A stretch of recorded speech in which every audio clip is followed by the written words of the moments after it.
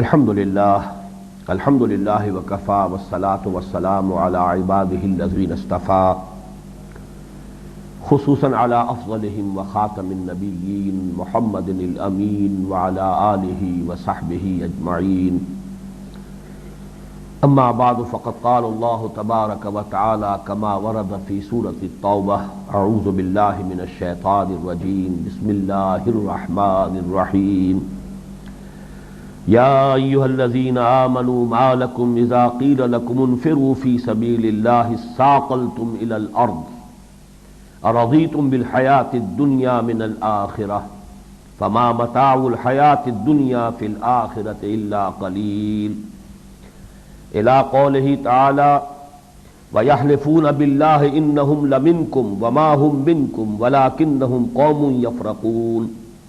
لو یجدون ملجا او مغارات او مدخلا لولوا الیہ وهم یجمحون صدق اللہ العظیم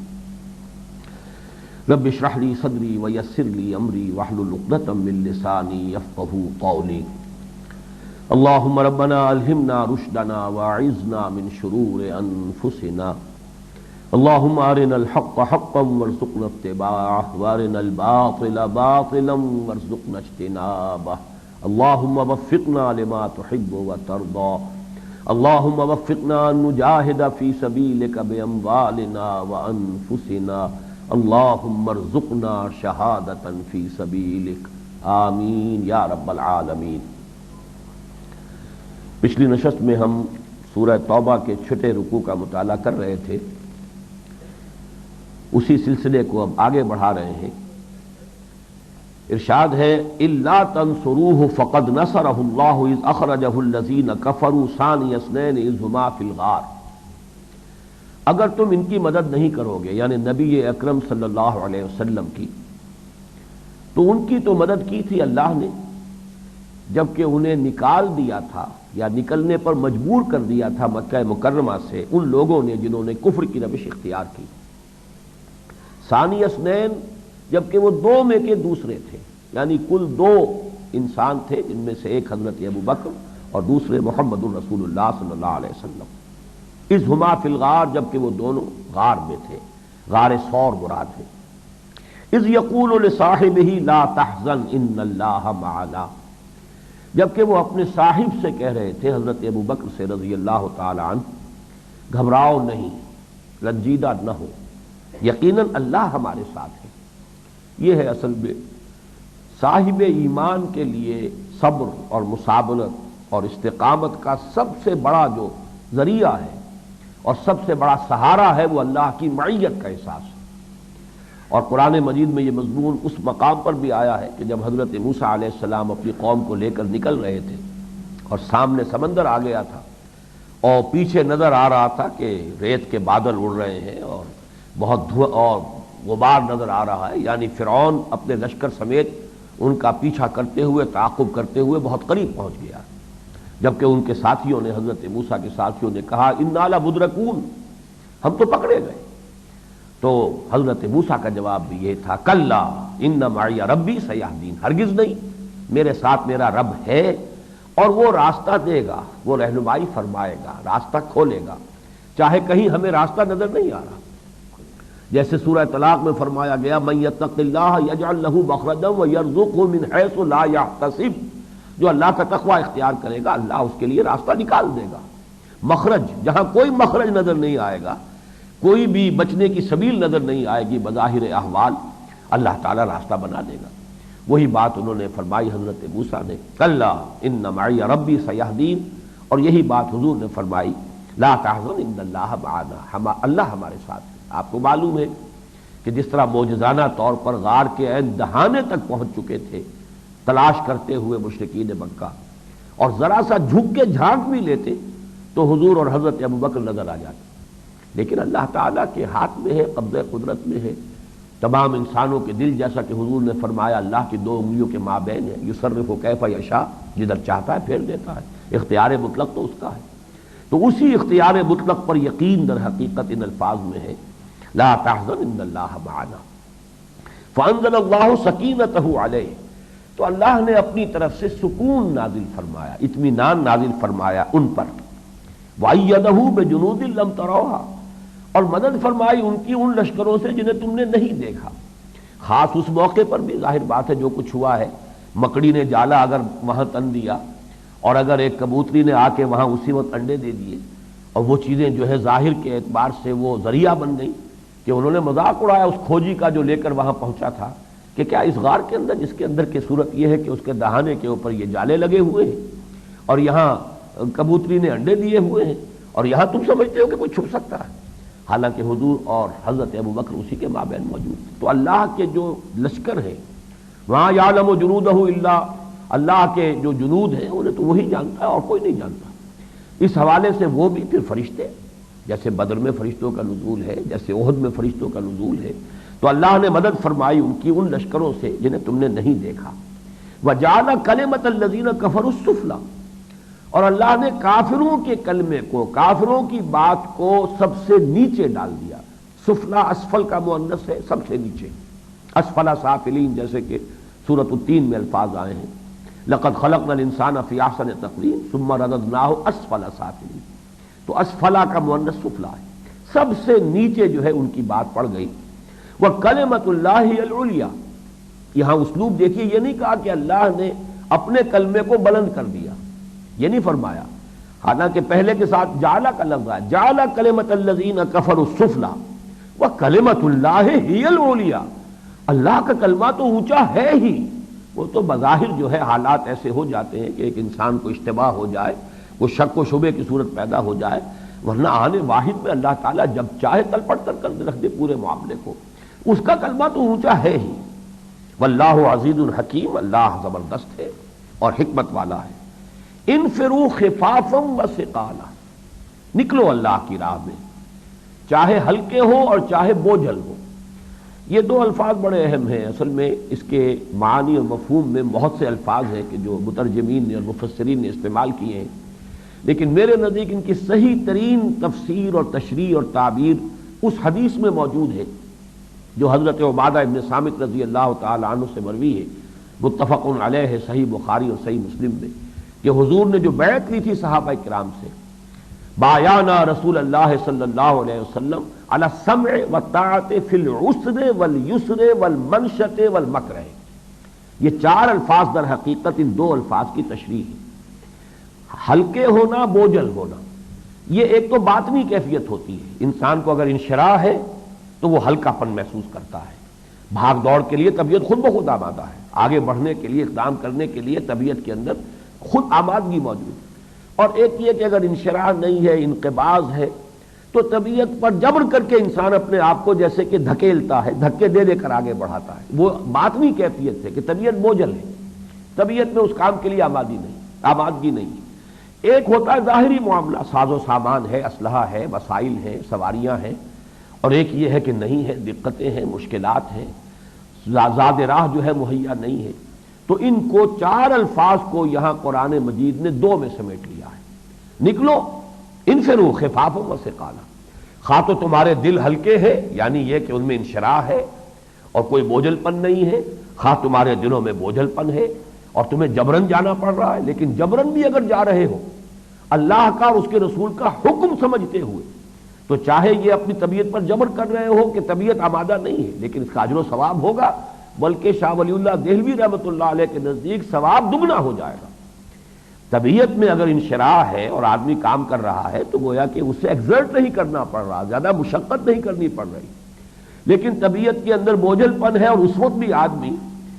جو امتثال امر ہے اس پر قائم ہے، تو گویا کہ اسے زیادہ ایگزرٹ کرنا پڑا ہے۔ یہی وجہ ہے آفات نماز میں سے شمار کیا ہے حضرت شاہ ولی اللہ دہلوی رحمۃ اللہ علیہ نے کہ کچھ لوگوں کو نماز کی عادت ہو جاتی ہے، جب یہ نماز عادت بن گئی اب اس کا اجر و ثواب کم ہو جائے گا،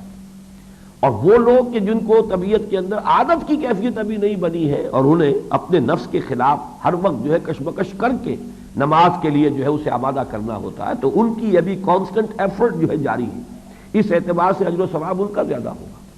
تو انفروا خفافا وثقالا، اسی طرح چاہے ساز و سامان ہے، اسلحہ ہے یا نہیں ہے،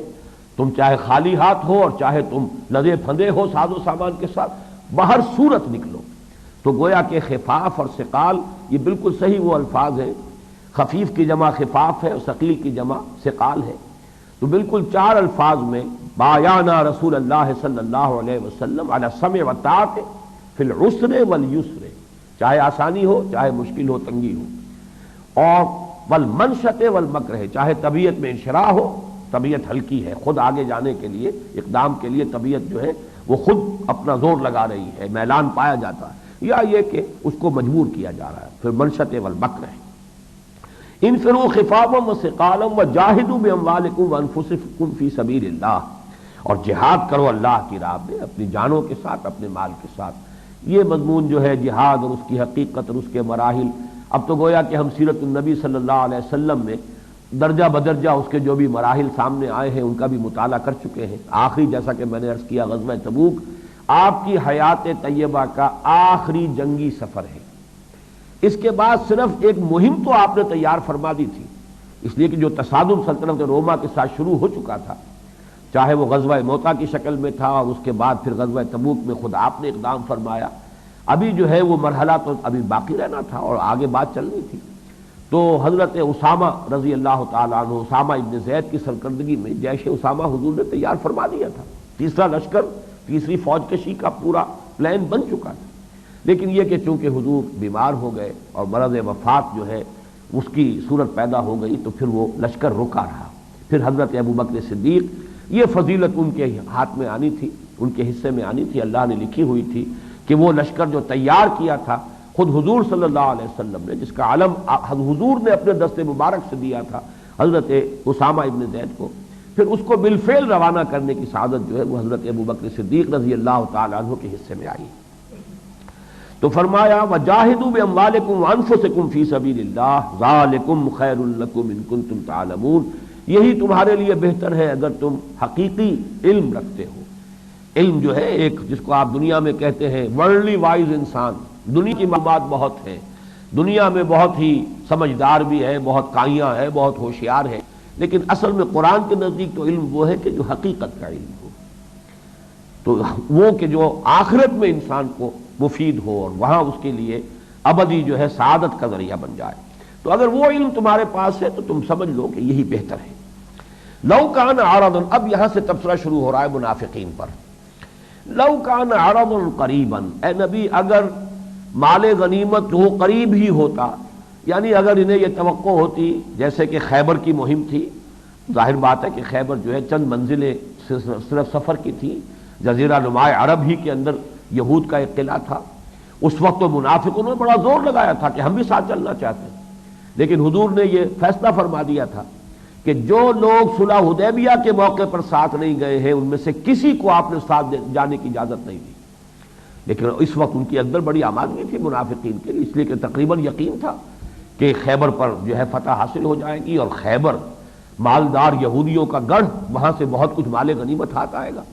تو وہاں حضور نے اجازت نہیں دی تھی۔ اب یہاں جو ہے چونکہ اعلان عام تھا، ہر مسلمان کے لیے جانا ضروری ہے، اب ان کے لیے جو رکاوٹ بن رہی تھی ان کو اس آیت میں جمع کیا گیا۔ لو کان عرضا قریبا، اگر کوئی مال ملنے کی توقع ہوتی قریب ہی، وسفرا قاصدا، اور سفر بھی چھوٹا ہوتا مختصر ہوتا، لاتبعوک، تو لازماً وہ آپ کے پیچھے جاتے، یعنی آپ کی پیروی کرتے، آپ کے ساتھ جاتے، ولکن بعدت علیہم الشقہ، لیکن ان پر یہ دور کی مسافت جو ہے بڑی بھاری پڑ گئی ہے، بہت دور نظر آ رہا ہے یہ سفر جو انہیں اب تبوک کی طرف جانا ہے، شام کی سرحد پر پہنچنا ہے، تو یہ یقیناً جو ہے ان کے لیے ان کے پاؤں کی بیڑی بن گئی ہے، ان کی ہمتوں کے لیے ہمت شکن معاملہ ثابت ہوا ہے۔ وَسَيَحْلِفُونَ بِاللَّهِ لَوِ اسْتَطَعْنَا لَخَرَجْنَا مَعَكُمْ، ان قریب یہ قسمیں کھائیں گے اے نبی آپ کے پاس آ کر کہ اگر استطاعت ہوتی تو ہم ضرور آپ کے ساتھ چلتے۔ اب اس سے معلوم ہو رہا ہے کہ یہ آیات غزوہ تبوک کے لیے روانگی سے قبل نازل ہوئی ہے، اس لیے کہ سیحلفون باللہ، سین جب فعل مضارع پر آتا ہے تو اس کو خاص کر دیتا ہے مستقبل کے لیے، مستقبل قریب کے لیے، ان قریب ایسا ہوگا، یعنی حضور کی طرف سے اعلان ہو چکا ہے لیکن ابھی روانگی نہیں ہوئی، ابھی وہی منافقین جو ہے آ کے قسمیں کھا رہے ہیں، تو حضور کو پیش کی خبر دی جا رہی ہے۔ وَسَيَحْلِفُونَ بِاللَّهِ لَوِ اسْتَطَعْنَا لَخَرَجْنَا مَعَكُمْ، ظاہر بات ہے کہ جو آ کر وہ عذر جھوٹے بہانے بناتے تھے وہ یہی کہ کسی نے بیماری کا بہانہ بنایا، کسی نے اپنی کسی اور گھریلو مجبوری کا بہانہ بنایا، کسی نے کہا میرے پاس کوئی زیادہ راہ سرے سے ہے ہی نہیں، کوئی ساز و سامان ہی نہیں ہے، تو طرح طرح سے اپنے عذر پیش کیے. تو عنقریب یہ آپ کے پاس آ کر قسمیں کھائیں گے کہ اگر استطاعت ہوتی حضور ضرور ہم آپ کے ساتھ جاتے. کیسے ممکن تھا کہ آپ اس سفر پر جا رہے ہیں اور ہم پیچھے رہ جائیں؟ لیکن کیا بتائیں، اللہ کی قسم ہے، اللہ کو حاضر ناظر جان کر ہم عرض کر رہے ہیں کہ بالکل ممکن نہیں ہے. میں ایسے حالات میں گھر گیا ہوں، میری مجبوری اتنی شدید ہے. بس یحلفون باللہ لما استطعنا لخرجنا معکم یہلکون انفسهم. یہ اپنے آپ کو ہلاک کر رہے ہیں، یہ ہے بہت اہم لفظ. بظاہر اپنے آپ کو بچا رہے ہیں، حقیقت میں اپنے آپ کو ہلاک کر رہے ہیں. جس سعادت سے اپنے آپ کو محروم کر رہے ہیں، جس ہلاکت کا اپنے آپ کو مستحق بنا رہے ہیں، یہ اپنی جگہ یہ سوچ رہے ہیں کہ ہم اپنے آپ کو بچا رہے ہیں، اس مشقت سے بچا لیں گے. تپتی راہیں مجھ کو پکاریں، دامن پکڑے چھاؤں گھنیری. اس شدید گرمی کے موسم میں اتنا طویل سفر، کون یہ مصیبت جھیلے؟ گھر کا آرام ہے، آسائش ہے، تو اس کو چھوڑ کر جانا جو ہے آسان نہیں. تپتی راہیں مجھ کو پکاریں، دامن پکڑے چھاؤں گھنیری. تو یہلکون انفسهم، یہاں پر وہ الفاظ بھی ذرا ذہن میں لے آئیے کہ جو سورہ انفال میں آئے ہیں کہ اہل ایمان لبیک کہو اللہ اور اس کے رسول کی پکار پر. اذا دعاکم لما یحییکم بہ،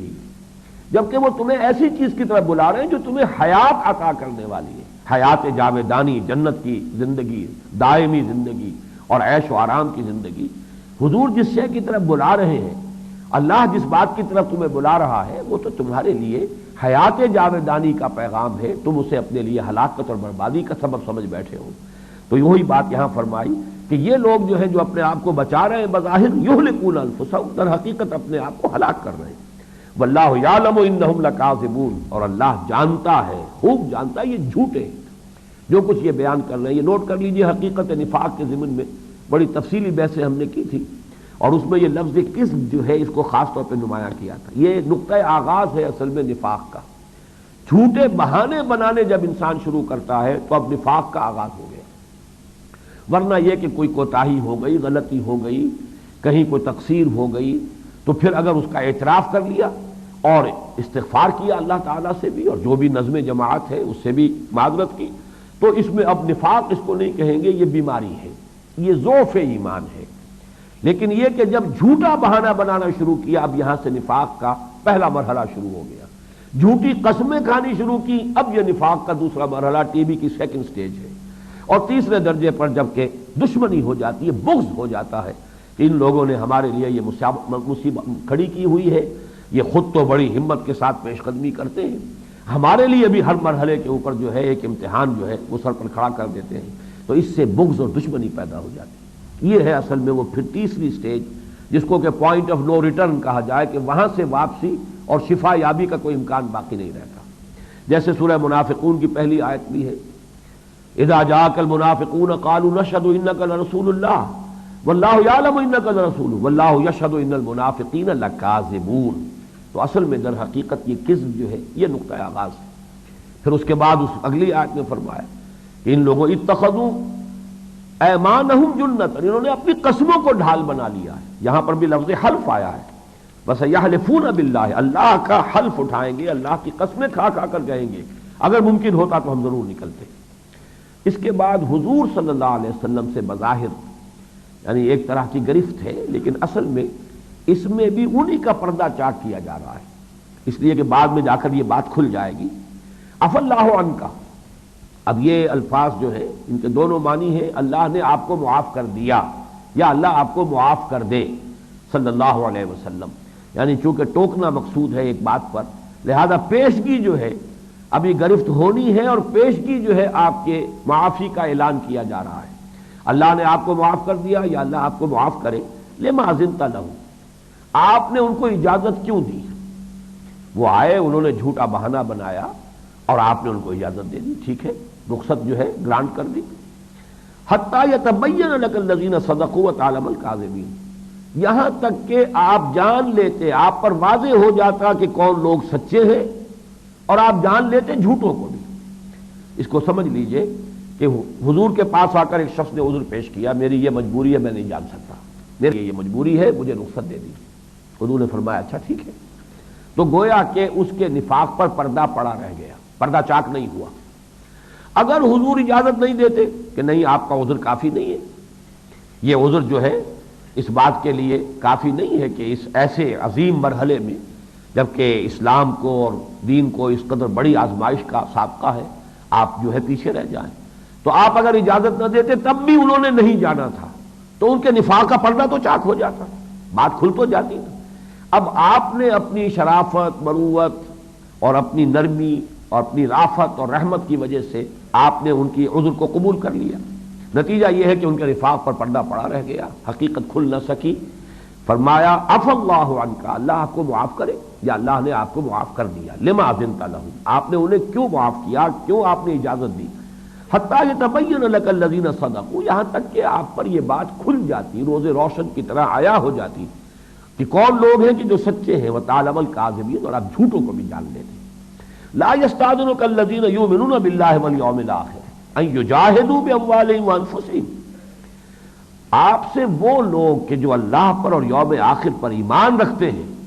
اجازت طلب ہی نہیں کر سکتے، رخصت مانگ ہی نہیں سکتے اس سے کہ وہ جہاد کریں اپنی جانوں اور مالوں سے۔ ایمان کا تو لازمی تقاضا جہاد ہے،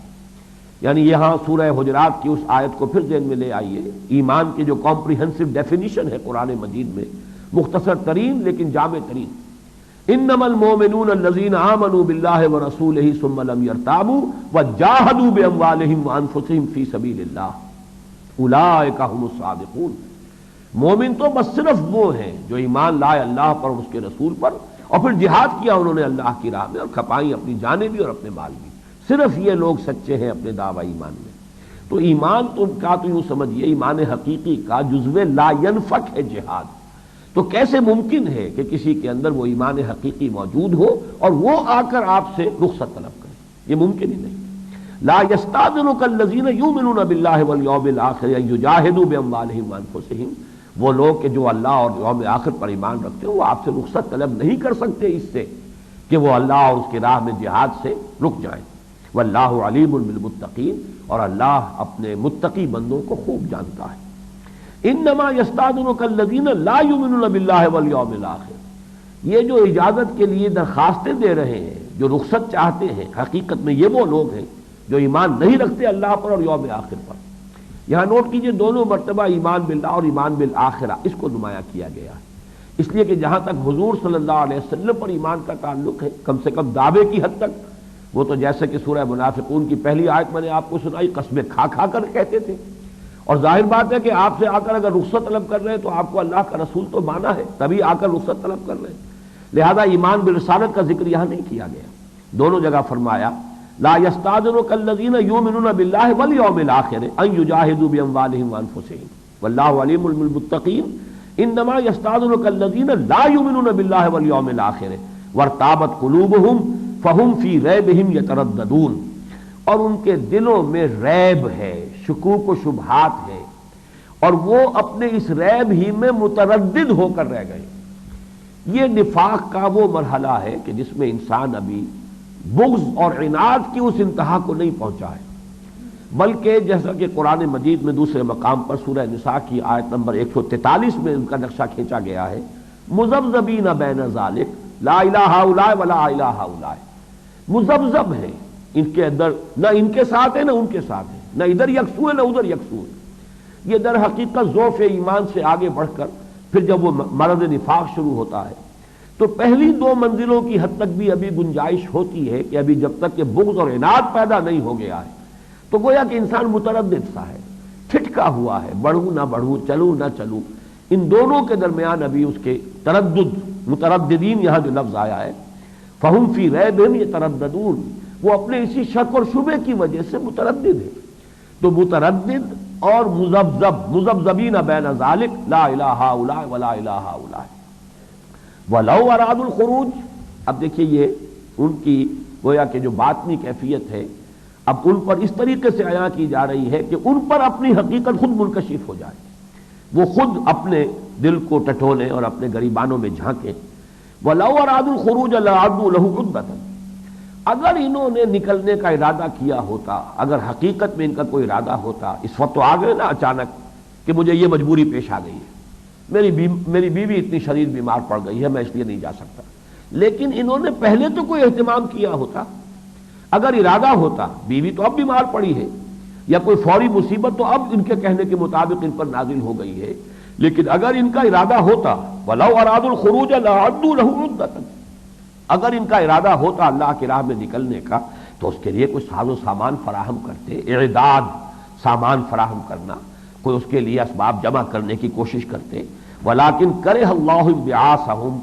لیکن اللہ ہی نے پسند نہیں کیا ان کا اٹھنا۔ اب یہ ہے بہت اہم نقطہ، اس کو سمجھ لیجئے کہ عالم واقعہ میں جو کچھ ہوتا ہے بالفعل، اس میں ہمیشہ، جیسا کہ میں نے سورہ تغابن کے درس میں بھی تفصیل کے ساتھ بیان کیا تھا، کہ دو فیکٹرز ہمیشہ موجود ہوتے ہیں، ایک کسی شخص کا ارادہ اور ایک اللہ کی طرف سے تائید اور توفیق اور تیسیر، اذن یا کم سے کم اذن۔ دونوں میں سے ایک بھی نہیں ہوگا تو وہ نتیجہ خیز نہیں ہوگا، معاملہ بالفعل نہیں ہو سکے گا۔ میں نے ارادہ کیا کہ میں اس اینک کو اٹھا لوں، میرا ارادہ تھا، اللہ کی توفیق و تیسیر ہوئی ہے، اس کا اذن ہوا ہے تو میں نے اس کو اٹھایا ہے۔ تو اسی اعتبار سے سمجھیے کہ بظاہر تو یہ ہے کہ ایک شخص نہیں جا رہا، اس کے دل کے اندر ارادہ پیدا نہیں ہوا، یا یہ کہ اگر کسی درجے میں ہوا بھی تو اللہ تعالیٰ کی طرف سے اذن نہیں ملا۔ اب یہاں پر دونوں چیزیں شامل ہو رہی ہیں، نہ ان کا ارادہ، نہ اللہ تعالیٰ کی طرف سے کوئی خصوصی اس وقت ان کے لیے ایسی رہنمائی ہوئی یا توفیق ہوئی یا تیسیر ہوئی کہ وہ اپنے اس عدم ارادے کے باوجود بھی نکلنے کا کوئی خیال اپنے دل میں پیدا کرتے۔ تو اب یہاں ادارہ کیا جا رہا دوسری بات کی طرف کہ در حقیقت اللہ ہی نے پسند نہیں کیا ان کا نکلنا، توفیق اللہ کی شامل حال نہیں ہوئی، اللہ تعالیٰ نے گویا کہ ان کا نکلنے کا ارادہ جو ہے اس کی تائید نہیں فرمائی۔ تو فرمایا وَلَٰكِن كَرِهَ اللَّهُ انبعاثَهُمْ فَثَبَّتَهُمْ، تو اللہ نے انہیں ڈھیلا کر دیا، سست کر دیا، بٹھا دیا۔ وَقِيلَ اقْعُدُوا مَعَ الْقَاعِدِينَ، اور ان سے کہہ دیا گیا کہ اب بیٹھنے والوں کے ساتھ بیٹھ رہو۔ اس کی وجہ کیا ہے، حکمت کیا ہے، وہ آگے آ رہی ہے۔ لَوْ خَرَجُوا فِيكُمْ مَا زَادُوكُمْ إِلَّا خَبَالًا، بالکل وہی بات جو میں نے حضور صلی اللہ علیہ وسلم کے اپنے قول مبارک کے حوالے سے گزشتہ نشست میں آپ کو سنائی تھی کہ چھوڑو اس کے تذکرے کو، اگر اس میں کوئی خیر ہے تو آج ہمارے ساتھ نہیں آیا، کل اللہ اسے ہمارے ساتھ میں دے گا، شامل کر دے گا، اور اگر خیر نہیں ہے تو اللہ کا شکر ادا کرو کہ یہ شر سے تم بچ گئے، اس لیے کہ اگر خیر نہیں ہے ساتھ آ تو کوئی نہ کوئی فتنہ انگیزی کرتا، شر انگیزی کرتا، کوئی نہ کوئی جو ہے تمہارے لیے مشکلات پیدا کرتا۔ وہی بات یہاں آئی ہے، لو خرجوا فیکم ما زادوکم الا خبالا، اگر وہ تمہارے ساتھ نکلتے تو نہ اضافہ کرتے تمہارے لیے مگر برائی کا، کوئی نہ کوئی مسئلہ، کوئی نہ کوئی تکلیف دہ بات، کوئی جھگڑا، کہیں کوئی جاہلیت کا کوئی قصہ شروع کرے، مسلمانوں کو لڑا دینے کی کوشش، جیسے کہ اس سے پہلے ہوتا رہا۔ وَلَأَوْضَعُوا خِلَالَكُمْ يَبْغُونَكُمُ الْفِتْنَةَ، اور تمہارے درمیان وہ گھوڑے تاکہ کوئی فتنہ اٹھائے، جیسے کہ اس سے قبل بنی المصطلق کے غزوے میں ہو چکا ہے، جبکہ عبداللہ ابن ابی نے وہاں ہنگامہ کھڑا کروا دیا تھا، اور جبکہ الفاظ کہے تھے کہ انصار مدینہ سے کہ یہ تم لوگوں نے مسلمانوں کو پناہ دی، ان کو کھلا پلا کے موٹا کیا، اب یہی ہے کہ جو تمہارے سر کو آ رہے ہیں۔ اور اس نے پھر وہ کہاوت جو عربی زبان کی نہایت دیدہ دلیری کے ساتھ اس کو استعمال کیا کہ ہمارے ساتھ وہی ہو رہا ہے کہ کتے کو خوب کھلا پلا کے موٹا کرو، کبھی تمہیں کو پھاڑے گا، تمہیں کو کاٹے گا۔ آج ان کو تم نے جو ہے تمہارے ٹکڑوں پر پل کر ان کی یہ جرت ہو گئی کہ وہ ہمارے مقابلے میں کھڑے ہو گئے، حالانکہ چھوٹا سا معمولی سا جیسا کہ دو اشخاص کے درمیان کو تنازع ہو جاتا ہے اس قسم کا معاملہ تھا، لیکن ہوا دینے والے جو ہیں ان کو تو ایسے مواقع کی تلاش رہتی ہے۔ اسی کا نقشہ کھینچا گیا ہے کہ وَلَأَوْ خِلَالَكُمْ يَبْغُونَكُمُ الْفِتْنَةَ، اگر یہ تمہارے ساتھ نکل بھی جاتے، حضور صلی اللہ علیہ وسلم اگر ان کی اجازت نہ دیتے، فرض کیجئے کوئی شخص اپنا پردہ چاک ہونے سے بالکل ہی اپنے آپ کو بچانے کے لیے زبردستی جبر کر کے نکل ہی آتا، جب نکل کر آتا تو کرتا تو یہاں پہ فتنے اٹھاتا، اس کے سوا کیا کرتا۔ تو گویا کہ ایک عمل ہے حضور صلی اللہ علیہ وسلم کا کہ آپ نے اجازت نہیں دی، ایک پہلو سے اس پر گرفت کی گئی، اگر آپ نے اجازت دی ان کا پردہ پڑا رہ گیا، لیکن اس میں بھی ایک حکمت ہے اللہ تعالیٰ کی طرف سے، اللہ تعالیٰ کی حکمت بالغہ ہے، وہ ہماری غلطیوں کے اندر بھی کہیں خیر پیدا کر سکتا ہے، کہیں کوئی کوتاہی مسلمانوں سے ہو جائے، اللہ تعالیٰ چاہے اسے کنڈون کرے بلکہ اس کو کسی خیر کا ذریعہ بنا دے، یہ اللہ تعالیٰ کی قدرت کاملہ میں اور اس کی حکمت کے اندر کوئی بعید نہیں ہے۔ تو یہاں در حقیقت وہی نظریہ سامنے آ رہا ہے کہ حضور صلی اللہ علیہ وسلم کو تو ٹوکا گیا کہ آپ نے اجازت کیوں دی، لیکن کہ اس میں ایک حکمت اور مصلحت تھی کہ جس کا پردہ اللہ تعالیٰ نے اب یہاں اٹھا دیا، اسے اس کے سامنے بھی کر دیا۔ وَفِيكُمْ سَمَّاعُونَ لَهُمْ، اور تمہارے مابین ان کے لیے سننے والے بہت ہیں، سماع بہت کان لگا سننے والے، تمہارے مابین ایسے لوگ موجود ہیں جو ان کی باتیں بڑی توجہ سے سنتے ہیں۔ یعنی یہ کہ ہر درجے کے، جیسا کہ میں نے مرتبہ عرض کیا، مسلمان تھے، ایسے بھی تھے جن میں ابھی صرف ذوف ایمان تھا، ابھی فرض نہیں شروع ہوا تھا، ایسے بھی تھے جو نفاق کی صرف پہلی سٹیج میں۔ اب یہ لوگ جو ہیں، یہ ظاہر بات ہے منافق اس طرح کے نہیں تھے، لیکن یہ کہ ان کے اندر ایک آمادگی رہتی تھی کہ جو بڑے بڑے سردار تھے منافقوں کے، اور بڑے چودھری تھے اور رؤوسا تھے ان کے، وہ ان کی باتیں توجہ سے تھے، توجہ سے سنتے تھے تو مرض ان کا پروان چڑھتا تھا اور دوسری سٹیج کو پہنچتا تھا۔ تو سماعون لہم کا ایک مفہوم یہ بھی لیا ہے سلف نے کہ تمہارے اندر ان کے جاسوس ہیں، ان کے لیے سنتے ہیں، سانگل لینے کے لیے تمہارے درمیان آتے ہیں، تاکہ جا کے وہ جو ائمۃ الکفر ہیں، جو مدینے کے ائمۃ الکفر ہیں یعنی منافقین، ان کو جا کر حالات بتا سکیں اور رپورٹ کر سکیں۔ تو سلف کی تو اثر کی رائے یہ ہے کہ سماعون لہم کے معنی یہ ہے، لیکن یہ کہ موجودہ مترجمین نے بھی اور مفسرین نے بھی زیادہ اس کو پسند کیا ہے کہ ان کے اندر ایک آمادگی پائی جاتی ہے۔ they lend an ear to them، اپنے کان جو ہے لگاتے ہیں، ذرا ان کی باتیں سنتے ہیں توجہ کے ساتھ، گویا کہ طبیعت میں چونکہ دل میں روگ ہے، اس کا ایک ظہور اس شکل میں ہوتا ہے کہ ان لوگوں کی باتوں کو توجہ سے اور دلی آمادگی کے ساتھ سنتے ہیں۔ اس میں بھی گویا کہ ان اصحاب کو وارن کیا جا رہا جن میں کسی درجے میں ابھی یہ ابتدائی مرض موجود تھا کہ وہ جان لے کہ یہ چیز جو ہے یہ در حقیقت خطرے کی یعنی سرخ بتی کے مانند ہے۔ یہ کیفیت بھی اگر ہے کہ ان کی بات آپ توجہ سے سنتے ہیں تو اس سے بھی گویا کہ نفاق کی طرف پیش رفت کا راستہ کھل جائے گا۔ واللہ علیم بالظالمین، اللہ ان ظالموں سے خوب واقف ہے۔ لقد ابتغوا الفتنة من قبل، یہ لوگ ہیں نبی صلی اللہ علیہ وسلم آپ کے لیے فتنے اٹھاتے رہے، کوشش کرتے رہے فتنہ انگیزی کی، وقلبوا لك الامور، اور آپ کے معاملات کو تلپٹ کرنے کی اپنی امکان بھر کوشش کرتے رہے ہیں، حتی جاء الحق وظہر امر اللہ وهم کارہون، یہاں تک کہ اللہ کا حق آ گیا اور اللہ کا امر ظاہر ہو گیا اور وہ ناپسند ہی کرتے رہے، انہیں تو اس کے لیے کوئی ان کے اندر آمادگی تھی۔ یہاں اس سے مراد ہے در حقیقت فتح مکہ، حتی جاء الحق وظہر الامر، غالب ہو گیا، ظاہر ہو گیا اللہ کا معاملہ، دین کو غلبہ ہو گیا۔ جزیرہ نمائے عرب کی حد تک تو جیسا کہ میں آپ کو بتا چکا ہوں تکمیل ہو چکی تھی فرائض نبوت کی، اتمام حجت پورے عرب پر کیا جا چکا، اور یہ کہ دین حق کا غلبہ جو ہے پورے جزیرہ نمائے عرب پر اپنی تکمیل کو پہنچ چکا۔ حتی جاء الحق، چنانچہ اسی کی جو تصویر ہے اذا جاء نصر اللہ والفتح ورأیت الناس يدخلون فی دین اللہ افواجا، اسی کی طرف اشارہ ہے۔ حتی جاء الحق وظہر امر اللہ وهم کارہون، اب منافقوں کو تو ظاہر بات یہ بات سنی تھی کہ اللہ کے دین کا اس طور سے غلبہ ہو جائے، وہ تو اس امید میں ابھی تھے کہ اور نئی فوج کشی مدینے پر ہو اور محمد کو صلی اللہ علیہ وسلم شکست سے دوچار ہونا پڑے۔ وَمَّن يَقُولُ ذَلِّي وَلَا تَفْتِنِّي، ان میں سے وہ بھی ہے کہ جو کہتا ہے کہ مجھے اجازت دے دیجئے اور مجھے فتنے میں نہ ڈالیے۔ یہ ایک نہایت ہی بد باطن اور نہایت گستاخ قسم کا جو منافق تھا جد ابن قیس، اور یہ وہ شخص ہے جو صلح حدیبیہ کے موقع پر بھی موجود تھا، اور واحد یہی ہے کہ جس نے حضور سے بیعت نہیں کی تھی، بیعت رضوان میں شامل نہیں ہوا۔ باقی پورا جو مجمع تھا 1400 1500 بعض روایات کی روح سے 1800 صحابہ نے بیعت کی ہے، ایک منفرد رہا جس نے اس وقت بھی بیعت نہیں کی، یہی جد ابن قیس ہے۔ یہ حضور کے پاس آیا کہ حضور، اور بہت ہی گستاخی کے انداز میں کہ مجھے تو آپ اجازت دے دیجئے، مجھے فتنے میں نہ ڈالیے، میں بڑا حسن پرست قسم کا انسان واقع ہوا ہوں اور شامی عورتیں بڑی حسین ہوتی ہیں، میں اپنے آپ پر قابو نہیں رکھ سکوں گا، تو مجھے تو آپ اجازت دے دیجئے، اس امتحان میں نہ ڈالیے۔ وَمِنْهُمْ مَن يَقُولُ ذَلِّي وَلَا تَفْتِنِّي، ان میں سے وہ بھی ہے جس نے یہ کہا یا جو کہہ رہا ہے کہ مجھے اجازت دے دیجئے، رخصت دے دیجئے، مجھے فتنے میں نہ ڈالیے، امتحان میں نہ ڈالیے۔ اور بڑے پیارے الفاظ آئے، أَلَا فِي الْفِتْنَةِ سَقَطُوا، فتنے میں تو پڑ چکے،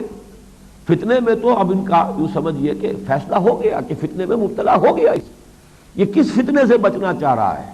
فتنے میں تو گرفتار ہو چکا، آخری درجے میں ناکامی جو ہے اس کی وہ سامنے ظاہر ہو چکی۔ وَإِنَّ جَهَنَّمَ لَمُحِيطَةٌ بِالْكَافِرِينَ، اور اصل میں تو جہنم ہے کہ جو ایسے کافروں کا احاطہ کیے ہوئے، گھیراؤ کیے ہوئے یہ الفاظ جو ہے اس اعتبار سے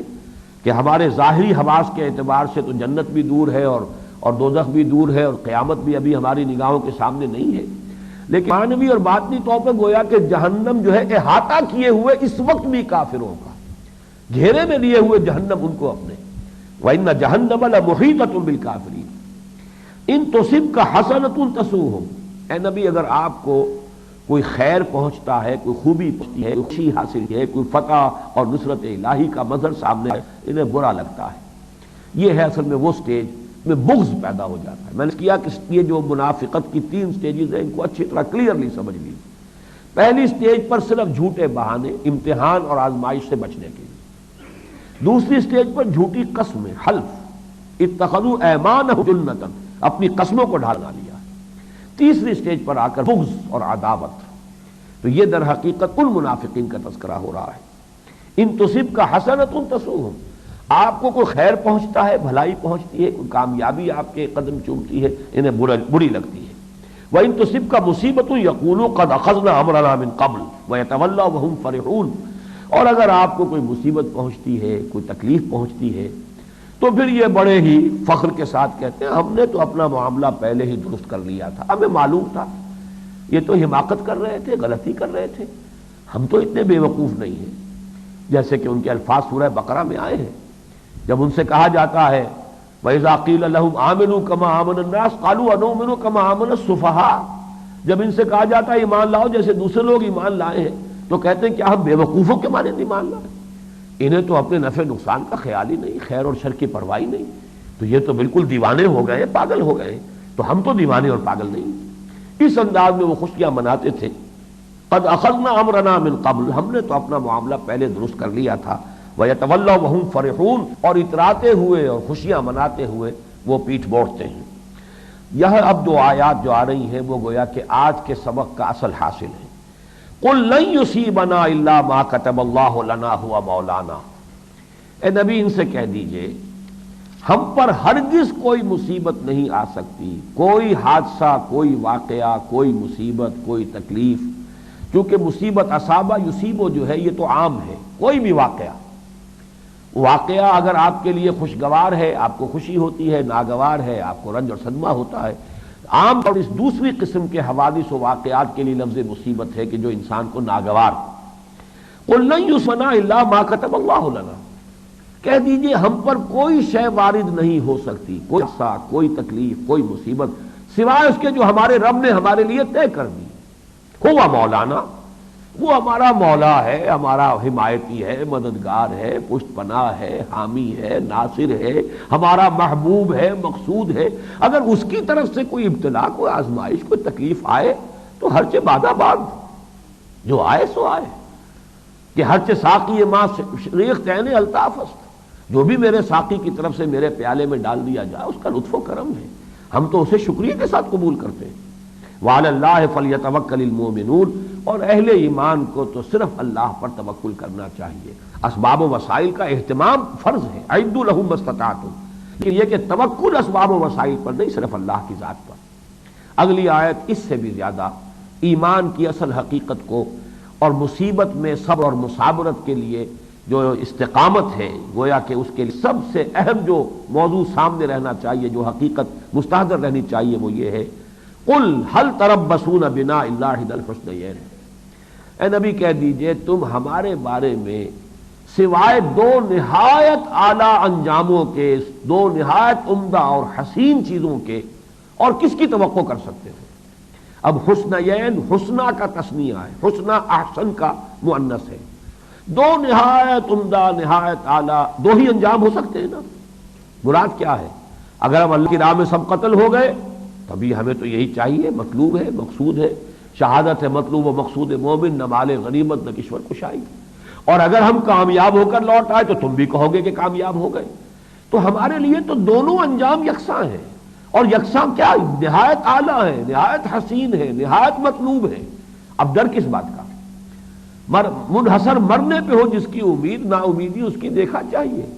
جو لوگ موت کو اس درجے خوش آئند سمجھتے ہوں اور شہادت کی موت کو اپنے لیے اصل حیات جاوید سمجھتے ہو، اب ان کے لیے ڈر ہوگا تو کس شے کا؟ ہم کس شے سے ڈرا رہے ہو؟ قل هل تربصون بنا الا احدى الحسنيين ونحن نتربص بكم، اور ہمارے بارے میں ایک امید لیے ہوئے توقع کر رہے ہیں، انتظار کر رہے ہیں کس بات کا؟ ابھی اب دو بیان کی، چونکہ وہاں دو ہیں، حسنیین دو ہے، ہم سب شہید ہو جائیں تب بھی کامیاب، ہم اگر کامیاب ہو کر لوٹ آئے تب تو تم بھی مانو گے کہ کامیاب۔ ہم بھی تمہارے بارے میں دو باتوں کے امیدوار ہیں اللہ کی طرف سے۔ نمبر ایک ہے ان یصیبکم اللہ بعذاب من عنده او بایدینا، اللہ کی طرف سے عذاب تم پر کوئی آئے، یا تو اللہ اپنے پاس سے کوئی بھیج دے، کوئی سماوی آفت آ جائے، کوئی اور تمہارے اوپر کسی اور طرح کی اللہ کی طرف سے جو ہے وہ سزا آ جائے، یا ہمارے ہاتھوں آئے، کوئی وقت آئے کہ اللہ تعالی ہمارے ہاتھ کھول دے اور اجازت دے دے تمہارے اوپر تمہارے خلاف اقدام کرنے کی۔ یہ بھی ہو سکتا ہے کہ ایسا مرحلہ آ جائے کہ اللہ تعالیٰ کی طرف سے منافقین کے خلاف بھی قتال اور جہاد کی اجازت مسلمانوں کو عطا ہو جائے۔ تو ہم بھی انتظار کر رہے ہیں۔ وَنَحْنُ نَتَرَبَّصُ بِكُمْ أَن يُصِيبَكُمُ اللَّهُ بِعَذَابٍ مِّنْ عِندِهِ أَوْ بِأَيْدِينَا فَتَرَبَّصُوا إِنَّا مَعَكُمْ مُتَرَبِّصُونَ، تو کرو انتظار، ہم بھی تمہارے ساتھ انتظار کر رہے ہیں۔ اللہ تعالیٰ کا جو بھی فیصلہ ہے کیا ہے، ہم بھی انتظار کر رہے ہیں، تم بھی انتظار کرو۔ تم ہمارے بارے میں دو نہایت عمدہ چیزوں کے سوا کسی شے کی توقع ہی نہیں کر سکتے، اور ہم بھی تمہارے بارے میں امید کر رہے ہیں کہ دو میں سے کوئی ایک صورت ہوگی، اللہ تعالیٰ یا تو خاص اپنے ہی پاس سے کوئی عذاب تم پر نازل کرے گا، یا ہمارے ہاتھوں تم پر عذاب آئے گا۔ قل اشقوا طوعا او کرہا، اب یہاں ایک نفسیاتی بات سمجھ لیجئے۔ بسا اوقات اگرچہ منافقوں کو جس طرح جان عزیز تھی، مال بھی بہت عزیز تھا، لیکن یہ کہ یہ انسان کی کمزوری ہے، جب جان پر بن جاتی ہے تو مال پیش کر دیتا ہے کہ کسی طریقے سے جان بچ جائے۔ تو وہ کوشش یہ کر رہے تھے کہ ہمارے صدقات قبول کر لیے جائیں، ہماری طرف سے بس یہی کافی سمجھ لیا جائے، تاکہ کسی درجے میں تو ہم اپنے آپ کو مسلمان اور مومن کہنے کے کسی درجے میں مستحق ہے سمجھ سکیں، اور لوگوں کو بتا سکیں کہ ہمارا بھی کوئی حصہ ہے۔ لیکن یہ کہ اس مرحلے پر آ کر اللہ تعالیٰ نے حضور صلی اللہ علیہ وسلم کو حکم دے دیا کہ اب ان منافقین سے کوئی صدقہ بھی آپ کبھی قبول نہ کیجیے، ان کا کوئی مالی تعاون بھی آپ قبول نہ کیجیے۔ قل انفقوا طوعا او کرہا لن يتقبل منکم، کہہ دیجئے اے نبی کہ چاہے تم اب دل سے، دلی آمادگی سے خرچو اللہ کی راہ میں، انفاق کرو، صدقہ دو، اور چاہے مجبوری کو، اس لیے کہ یہ مجبوری تمہارے لیے بن گئی۔ انکم کنتم، یہ تمہارے سے قبول نہیں کیا جائے گا، انکم کنتم قوما فاسقین، اس لیے کہ تم نہایت سرکش لوگ ہو، تم نے اس پوری جد و جہد کے اندر محمد رسول اللہ صلی اللہ علیہ وسلم کا ساتھ نہیں دیا۔ وما منعهم ان تقبل منهم نفقاتهم الا انهم كفروا بالله وبرسوله، نہیں محروم ہے ان کو ان کے صدقات قبول کیے جاتے مگر اس ہے کہ وہ اللہ پر کفر چکے ہیں، اللہ کا اور اس کے رسول کا۔ یہ نوٹ کر لیجئے کہ یہ بات جو ہے سورہ منافقون میں بھی اور حقیقت نفاق کی تقریر میں بھی واضح کر چکا ہوں کہ نفاق بھی اصل میں کفر ہے،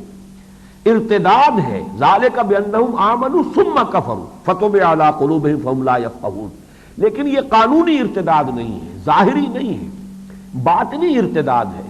اندر سے جو بھی ایمان کی تھوڑی بہت پونجی جو ہے کبھی حاصل ہوئی تھی وہ زائل ہو گئی، وہ جاتی رہی، لیکن یہ کہ اوپر سے ایک ونیئر جو ہے قانونی اسلام کا وہ برقرار رہا۔ تو فرمایا وما منعهم ان تقبل منهم نفقاتهم الا انهم كفروا بالله وبرسوله ولا ياتون الصلاة الا وهم كسالى، اور یہ نماز بھی نہیں پڑھتے، نماز کے لیے نہیں آتے، نہیں کھڑے ہوتے نماز کے لیے، مگر یہ کہ بڑے کثرت کے ساتھ طبیعت کے پر جبر کرتے ہوئے، ولا ينفقون الا وهم كارهون، اور خرچ بھی کرتے ہیں تو دلی آمادگی سے نہیں، مجبوری کو۔ فلا تعجبك اموالهم ولا اولادهم، یہ آیات ہم اس سے پہلے حقیقت نفاق کے ضمن میں بھی پڑھ چکے ہیں۔ تو آپ کو اچھے نہ لگے ان کے مال اور نہ ان کی اولاد، انما یرید اللہ لیعذبہم بہا فی الحیات الدنیا، اللہ تعالیٰ یہ چاہتا کہ انہی مال اور اولاد کے ذریعے سے انہیں دنیا کی زندگی میں بھی عذاب دے، یہی مال اور اولاد سوہان روح بن جائے دنیا کی زندگی میں بھی۔ بظاہر تو یہ بڑی شے اور بڑی نعمت نظر آتی ہے، لیکن بسا اوقات اللہ تعالیٰ دنیا میں عذاب دیتا ہے انسانوں کو اسی دولت کے ذریعے اور اولاد کے ذریعے سے۔ وَتَزْهَقَ أَنفُسُهُمْ وَهُمْ كَافِرُونَ، اور ان کی جان نکلے اسی حال میں کہ وہ کفر پر رہیں۔ وَيَحْلِفُونَ بِاللَّهِ إِنَّهُمْ لَمِنكُمْ، اور وہ قسمیں کھا کھا کر کہہ رہے ہیں کہ مسلمانوں ہم بھی تم ہی میں سے ہیں۔ وَمَا هُمْ مِنكُمْ، اور مسلمانوں یہ ہرگز تم میں سے نہیں ہیں۔ وَلَكِنَّهُمْ قَوْمٌ يَفْرَقُونَ، بلکہ یہ بزدل لوگ ہیں۔ فرق یفرقوں کے معنی گھبرانا اور خوف کھانا، اور بزدلی کے لیے گویا کہ یہ عبارت ہے. یہ بزدل ہے، کھل کر نہیں کہہ سکتے. اگر کھل کر کہتے ہیں، ارتداد کا معاملہ کرتے ہیں، کھل کر دشمن بنتے ہیں تمہارے، تو تمہارے ہاتھوں انہیں مشکل پیش آ جائے گی، تمہارے سے مقابلہ کرنا پڑے گا. لو یجدون ملجان او مغاثن او مدخلا، یہ تو ان کی مجبوری ہے، اگر کہیں انہیں مل جائے کوئی جگہ سر چھپانے کو، کوئی ٹھکانہ، کوئی پناہ گاہ، یا کوئی غار، یا کوئی سر گھسانے کی جگہ، لولوا الیہ وہم یجمعون، تو اسی کی طرف یہ لوٹ جائیں گے اپنی رسیاں توڑاتے ہوئے، جیسے کہ کوئی جانور رسی توڑا کر بھاگتا ہے. یہ تم سے علیحدہ ہو کر کہیں نہ کہیں پناہ لے لیتے، لیکن اب ان کے لیے پناہ ہے کہاں؟ پورے جزیرہ نما عرب پر دین کا غلبہ ہو چکا ہے. بارک اللہ لی ولکم فی القرآن العظیم ونفعنی وإیاکم بالآیات والذکر الحکیم.